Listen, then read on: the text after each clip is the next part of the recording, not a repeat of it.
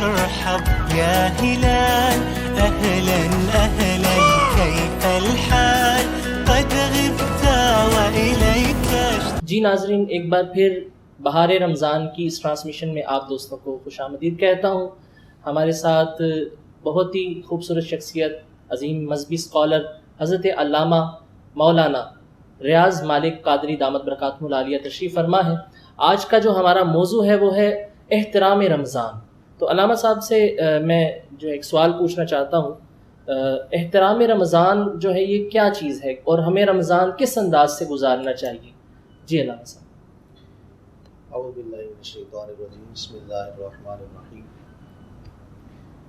احترام رمضان کے حوالے سے ہمیں سب سے پہلی بات تو یہ ہے کہ کسی بھی چیز کا احترام اس وقت پیدا ہوتا ہے جب ہمیں پتہ چلتا ہے کہ اللہ رب العزت نے قرآن کریم میں اس چیز کی کیا امپورٹنس ذکر کی ہے. ہمارے آقا صلی اللہ تعالی علیہ وسلم نے اپنے فرامین میں اس کی کیا اہمیت ذکر کی ہے. پھر کسی چیز کے بارے میں ہمارے دل میں اس کا احترام پیدا ہوتا ہے اس کی اہمیت جان لینے کے بعد. اب جب ہم قرآن کریم سے دیکھتے ہیں کہ اس کا احترام اور اس کی اہمیت کیا ہے، اللہ رب العزت نے سورہ بقرہ کے اندر ارشاد فرمایا، یا ایھا الذین آمنوا کتب علیکم الصیام کما کتب علی الذین من قبلکم لعلکم تتقون. فرمایا اے ایمان والو، تم پر روزے فرض کیے گئے جیسا کہ تم سے پہلے لوگوں پر فرض تھے.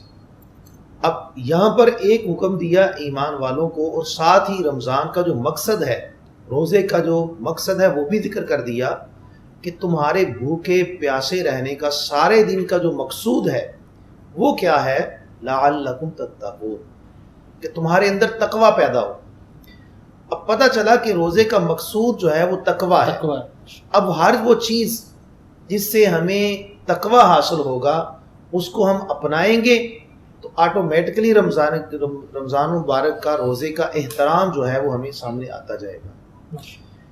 اسی صورت کے اندر اللہ رب العزت پھر ارشاد فرماتا ہے، شہر رمضان الذی انزل فیہ القرآن. رمضان وہ عظیم مہینہ ہے جس کے اندر اللہ رب العزت نے قرآن کریم کا نزول فرمایا. پتہ چلا کہ رمضان عام مہینوں میں مہینہ نہیں ہے، بلکہ یہ عام مہینوں سے ہٹ کر مہینہ ہے. اور اس مہینے کے احترام کی بات آپ اس بات سے اندازہ لگا سکتے ہیں، پیارے آقا صلی اللہ تعالی علیہ وآلہ وسلم ابھی رمضان شروع نہیں ہوتا، ابھی شعبان شروع نہیں ہوتا، بلکہ رجب شروع ہوتا ہے تو پیارے آقا صلی اللہ تعالی علیہ وسلم دعا فرماتے ہیں، اللہم بارک لنا فی رجب و شعبان وبلغنا رمضان. اے اللہ ہمارے لیے برکت فرما دے رجب کے اندر، ہمارے لیے برکت والا کر دے شعبان کو، اور ہمیں رمضان کا مہینہ عطا فرما دے.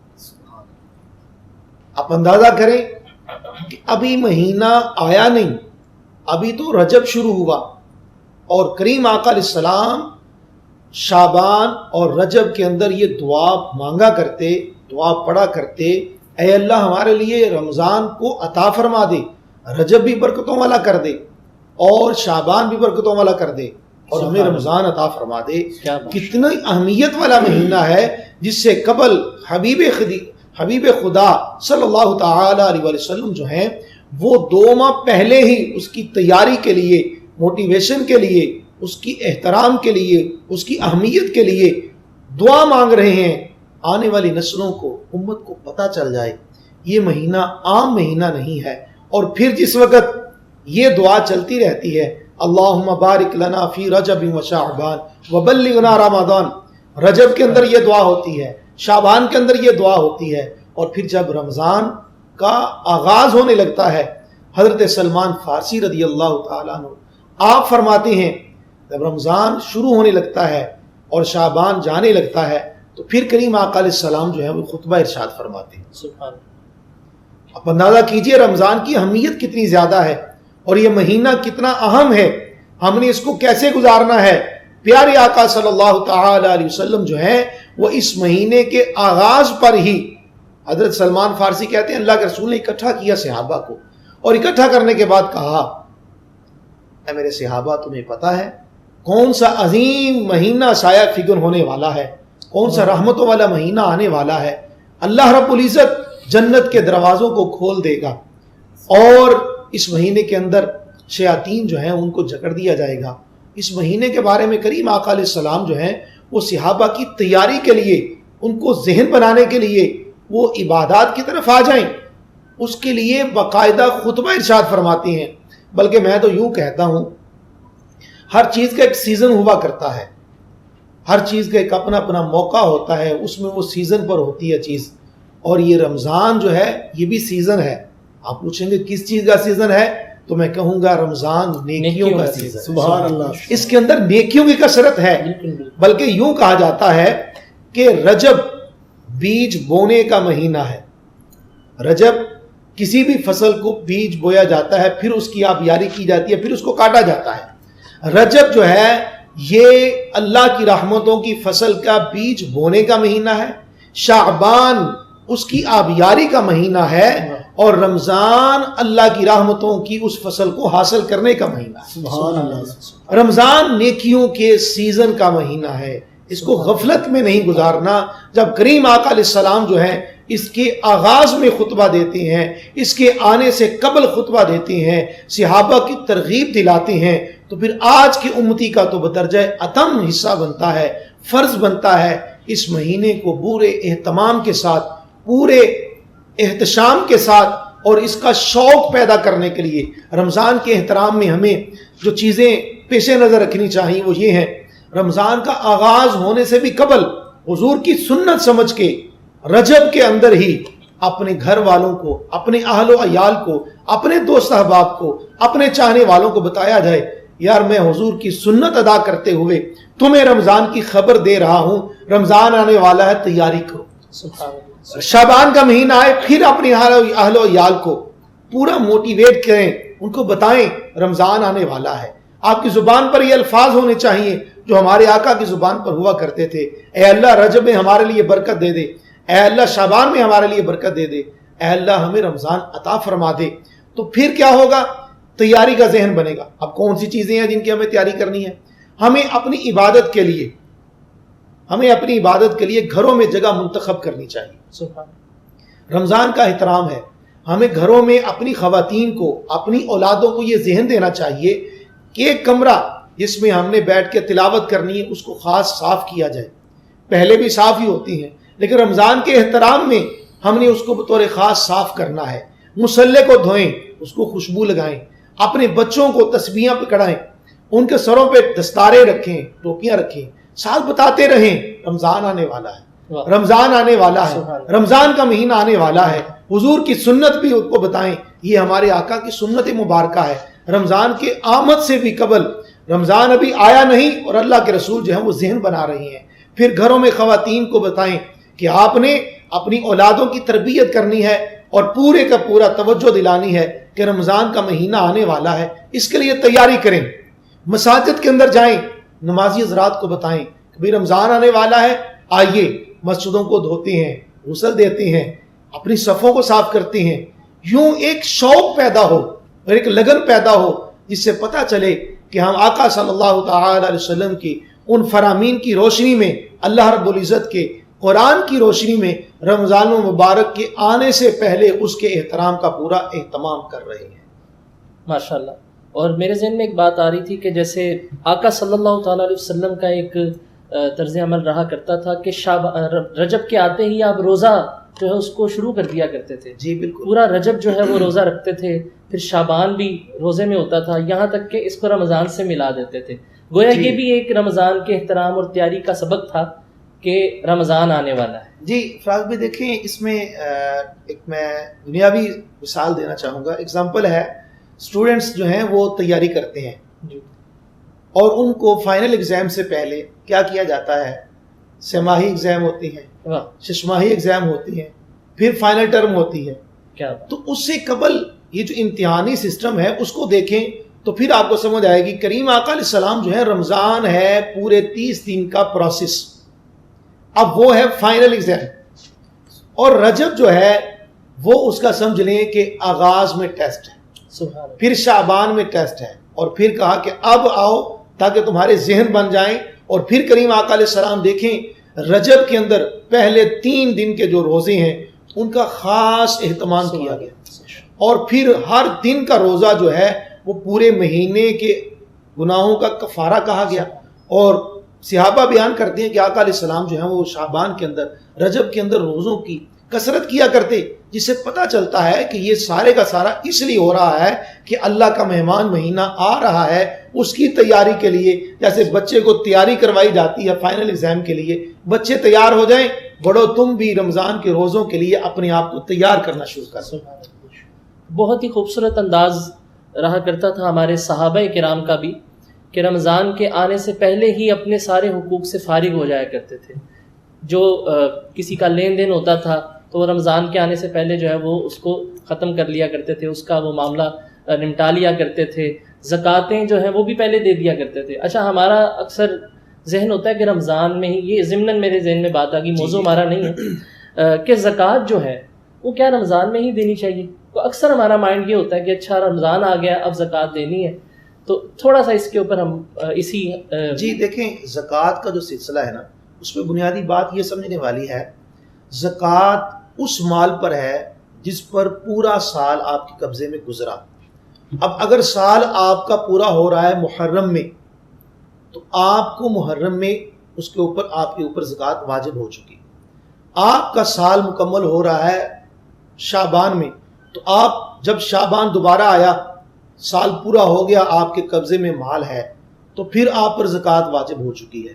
آپ کا سال مکمل ہوتا ہے ذی الحج میں تو جب سال پورا ہو چکا تو زکوٰۃ جو ہے وہ آپ پر واجب ہو چکی ہے. اب یہ جو ایک شعور آ رہا ہے لوگوں کے اندر تو آہستہ آہستہ اس بات کو سمجھ بھی رہے ہیں, لیکن رمضان کے ساتھ خاص اس وجہ سے ہے, اس کے پس منظر میں حدیث مبارکہ ہے. کریم آقا علیہ السلام نے جو فرمایا اس کا مفہوم ہے کہ رمضان ایسا مہینہ ہے جس میں نفل کا ثواب فرضوں کے برابر اور فرضوں کا ثواب 70 گنا کر دیا جاتا ہے. اب لوگوں کی خواہش یہ ہوتی ہے کہ ہم نے فرض بھی ادا کرنا ہے تو کیوں نہ ہو کہ ہم 70 گنا ثواب کمائیں. اس وجہ سے وہ زکوٰۃ کا سلسلہ جو ہے وہ اس رمضان مبارک کے اندر کرتے ہیں. اچھا, اگر کسی پر محرم میں زکوٰۃ جو ہے وہ فرض ہو رہی ہے, واجب ہو رہی ہے, لیکن وہ ویٹ کرتا ہے کہ نہیں میں رمضان آتا ہے تو تب میں زکوٰۃ نکالوں گا, تو یہ تاخیر کرنا جو ہے اس کے لیے اس کا کیا حکم؟ اس کو تاخیر نہیں کرنی چاہیے, گناہ گار ہوگا. نیکی کا حسن یہ ہے کہ اس کو جلدی کر دیا جائے. بہت بڑے ایک ہمارے جو ہیں وہ سلف میں بزرگ ہیں, حضرت حسن بصری رحمۃ اللہ تعالی علیہ, آپ فرماتے ہیں نوجوانوں اپنے نیک اعمال میں جلدی کرو. میں نے بہت سارے ایسے افراد کو دیکھا ہے جنہوں نے اپنی نیکی کو کل پر ڈالا اور کل نہیں آئی وہ قبر میں اتر. اس لیے حضرت عمر فاروق رضی اللہ تعالیٰ عنہ, آپ کا بھی یہی حکم ہے کہ آپ فرماتے ہیں نیکی کا حسن یہ ہے اس کو جلدی کر دیا جائے, نیک کام میں جلدی کرنی چاہیے. بہر صورت یہ رمضان مبارک جو ہے اس کے اندر لوگوں کا ذہن اس لیے بنا ہوا ہے کہ تھوڑے عمل پر زیادہ اجر و ثواب ملتا ہے, اس وجہ سے جو ہے وہ اس کو ادا کرنے کا سلسلہ کیا جاتا ہے. رمضان مبارک میں جو احترام کی آپ بات کر رہے ہیں تو اس میں دیکھیں تراویح کا ایک سلسلہ ہوتا ہے. اب تراویح کی جو رکعات ہیں وہ ہمارے ہاں ایک عام اب ذہن بنتا جا رہا ہے کہ جی 8 پڑھ لیں بس ٹھیک ہے کام چل جاتا ہے, 10 پڑھ لیں کام چل جاتا ہے, چلیں حاضری لگوایا نا 4 پڑھ لی کام چل گیا. میں اس کی اہمیت پہ بات کروں گا. دیکھیں رمضان میں یہ ہمیں 20 رکعت پڑھنے کا موقع ملتا ہے. آپ غور کیجئے فراز بھائی, 2 رکعت فرض فجر کے, 4 رکعت ظہر کے, کتنے ہو گئے 6, 4 رکعت عصر کے, 6 اور 4 10, 3 رکعت مغرب کے, 10 اور 3 13, 4 رکعت فرض عشاء کے, کتنے ہو گئے 17, اور 3 رکعت وتر 20 ہو گئے. جو ہم پورا سال نماز پڑھتے ہیں اس کی رکعتیں بنتی ہیں 20, اور نماز تراویح ہم پڑھتے ہیں کتنی رکعتیں 20 رکعت پڑھتے ہیں. جی اب اس پر ایک حدیث مبارکہ سنیے, آپ کو بات واضح ہو جائے گی. نبی کریم صلی اللہ تعالی علیہ وسلم کے توسل سے اس امت کو یہ اعزاز حاصل ہے, قیامت کے دن اللہ رب العزت جس بندے کی نماز میں کمی ہوگی, جس پہ اللہ کی رحمت ہو جائے گی, اللہ رب العزت اس کے نوافل کو فرضوں میں کنورٹ کر کے اس کے فرائض کی کمی کو پورا کرے گا. کیا اب ہم نے غور کیا کبھی کہ وہ کون سے نوافل ہیں جن کو اللہ رب العزت جو ہے وہ نوافل کو اٹھا کر فرضوں میں ڈال کے پورا کرے گا؟ تو بھائی یہ جو 20 رکعت آپ پڑھتی ہیں نا روزانہ کے فرض, اللہ رب العزت نے رمضان کا مہینہ اس لیے دیا ہے 20 رکعت روزانہ کی پڑھتے جاؤ، تم پر بھی رب کی رحمت ہو سکتی ہے۔ قیامت کے دن اول ما یحاسب به العبد الصلاۃ، قیامت کے دن پہلا سوال نماز کا ہوگا، تو اس میں جو کمی ہوگی ممکن ہے اللہ کی رحمت ہو جائے، امید رکھنی چاہیے کہ اللہ ہم پہ رحمت فرما دے۔ تو وہ نفل جو فرضوں میں شامل کیے جائیں گے، وہ حدیث بتا رہی ہے کہ رمضان مبارک میں نفل پڑھو، فرضوں کا ثواب ملتا ہے۔ تو میاں یہ جو تراویح پڑھتے ہو نا، اس کو نفل پڑھ کے سمجھ کے، اس کو فرضوں سے کم سمجھ کے چھوڑو نہیں، ادا کرتے جاؤ۔ ہو سکتا ہے قیامت کے دن ان کو رب ذوالجلال فرضوں میں ڈال کے تمہارے فرائض کو پورا کر کے قبول فرما لے۔ ماشاءاللہ۔ تو یہ تراویح کا بھی اہتمام ہمیں رمضان مبارک کے اندر خاص طور پہ ملتا ہے، تو یہ بھی چیز ہمیں اس کے پیش نظر ضرور سامنے رکھنی چاہیے۔ جی بالکل، یہاں پر ایک نعت شریف شامل کرتے ہیں، درود پاک پڑھ لیجیے۔ صلی اللہ علیہ یا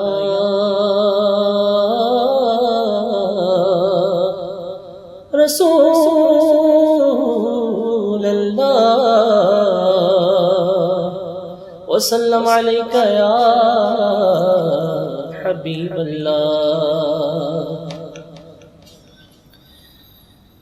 روک لیتی ہے آپ کی نسبت، تیر جتنے بھی ہم پہ چلتے ہیں، روک لیتی ہے آپ کی نسبت، تیر جتنے بھی ہم پہ چلتے ہیں، روک لیتی ہے آپ کی نسبت، تیر جتنے بھی ہم پہ چلتے ہیں، یہ کرم ہے حضور کا ہم پر، ہاں یہ کرم ہے حضور کا ہم پر، آنے والے عذاب ٹلتے ہیں، روک لیتی ہے آپ کی نسبت، تیر جتنے بھی ہم پہ چلتے ہیں، اور وہ سمجھتے ہیں بولیاں سب کی، وہی بھرتے ہیں جھولیاں سب کی، وہ سمجھتے ہیں بولیاں سب کی، وہی بھرتے ہیں جھولیاں سب کی، آؤ بازار مصطفیٰ کو چلے، آؤ آؤ بازار مصطفیٰ کو چلے، کھوٹے سکے وہیں پہ چلتے ہیں، آؤ بازار مصطفیٰ کو چلے، کھوٹے سکے وہیں پہ چلتے ہیں، اور اپنی اوقات صرف اتنی ہے، کچھ نہیں بات صرف اتنی ہے، اپنی اوقات صرف اتنی ہے، کچھ نہیں بات صرف اتنی ہے، کل بھی ٹکڑوں پہ ان کے پلتے تھے، کل بھی ٹکڑوں پہ ان کے پلتے تھے، اب بھی ٹکڑوں پہ ان